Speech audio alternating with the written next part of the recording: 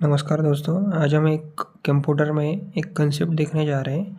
Primary memory versus secondary memory. इनका हम difference देखेंगे। एक सिंपल लैंग्वेज में आपको समझाने की कोशिश करूँगा। ओके, सबसे पहले प्राइमरी मेमोरी। ओके, मतलब main memory, internal memory. Okay, primary memory is the memory that the CPU can access directly. It is used to store and instructions temporarily while a program is running. It is a volatile, meaning all data is lost when the power is turned off. Examples: RAM, random access memory, and cache memory.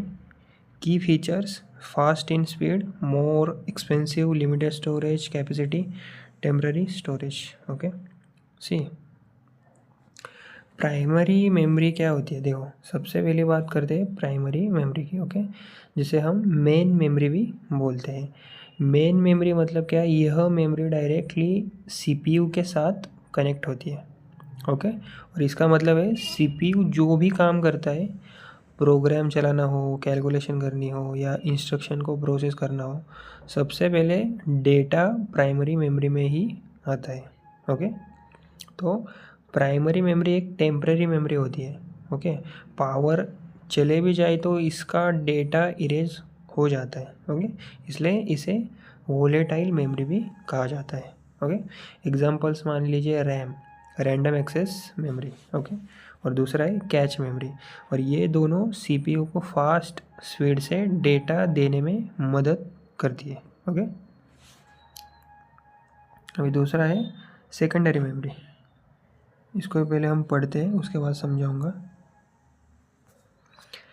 Secondary memory मतलब external memory. Okay, secondary memory stores data permanently. The CPU cannot access it directly. The data must first be loaded into primary memory. It is non-volatile, meaning data remains safe even when power is off. Examples is hard disk, SSD, pen drive, CD, DVD। और इसके की features है slower in speed, cheaper, large storage capacity, permanent storage. Simple difference table, इसका table है। Okay, अभी देखो secondary memory exactly क्या होती है। देखो, ये मेमोरी कंप्यूटर के डेटा को परमानेंटली स्टोर करती है। ओके, चाहे पावर हो या ना हो। ओके, डेटा हमेशा सेफ रहता है, इसलिए इसे हम नॉन वोलेटाइल मेमोरी कहा जाता है। ओके, लेकिन इसमें एक इम्पॉर्टेंट पॉइंट क्या है? सीपीयू डायरेक्टली सेकेंडरी मेमोरी को एक्सेस नहीं कर सकता। ओके, पहले डेटा प्राइमरी मेमोरी में जाता है, फिर सीपीयू उसे प्रोसेस करता है। ओके, और इसके एग्जांपल है hard disk, SSD, pen drive, memory card, CD, DVD. Okay, ये स्टोरेज लार्ज, चीप और लॉन्ग टर्म डेटा सेव करने के काम करती है। ओके,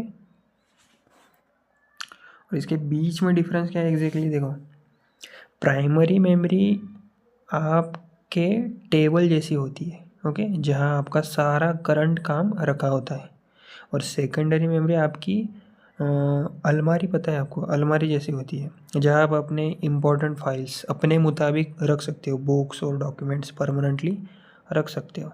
ओके, तो ये प्राइमरी मेमोरी क्या होती है? फास्ट होती है, सीपीयू डायरेक्टली एक्सेस कर सकता है, टेम्परेरी होती है, एक्सपेंसिव भी होती है, और इसमें थोड़ा लो स्टोरेज होता है। सेकेंडरी मेमोरी में क्या होता है? स्लो होती है, सीपीयू डायरेक्टली एक्सेस नहीं कर सकता, परमानेंट होती है, सस्ती होती है, और लार्ज कैपेसिटी होती है। ओके, और ये सिंपल एक्सप्लेनेशन था। Okay, thank you.